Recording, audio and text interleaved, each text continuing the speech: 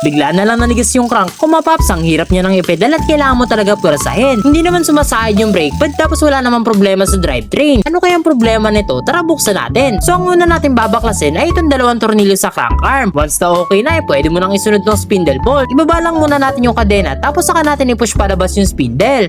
Lumuwag pala yung bottom bracket mga paps. Pero check pa din natin at baka may iba pang problema. Madumi na rin kasi siya kaya sasabay ko na din ang pag-repack. Pati yung BB shell natin may mga lupa na. So para malinisan at malagyan ng bagong grasa yung bearing kailangan natin tanggalin yung takip na to. Tapos pagbukas ko sa takip ng bearing kinakalawang na pala yung loob. Madalas kasi ito nababasa ng ulan tapos nakakalimutan ko pang i-bike wash. Pagkatapos ko linisan napansin ko din na pala siya umiikot. Ang tigas na mga paps kaya siguro ang hirap ng ipedal. Trinay ko din lagyan ng chain loop kaso ayaw niya na talaga umikot. Kaya magpapalit na lang tayo ng bago. Ang brand nito ay Pops Pro 3 at same lang din to dun sa nasira. Bali bago natin ikabit dadagdagan ko muna yung grasa sa bearing para mas matagal natin siya maggamit at mas magkaroon ng protection sa tubig. Once na okay na pwede mo nang ibalik yung mga takip at pwede mo nang i-install. Syempre pati yung kabilang side ay nilagyan ko din mga paps. Sa paglinis ng BB shell ay na-applyin ko lang siya ng degreaser. Tapos tamang brush lang para matanggal yung mga dumi.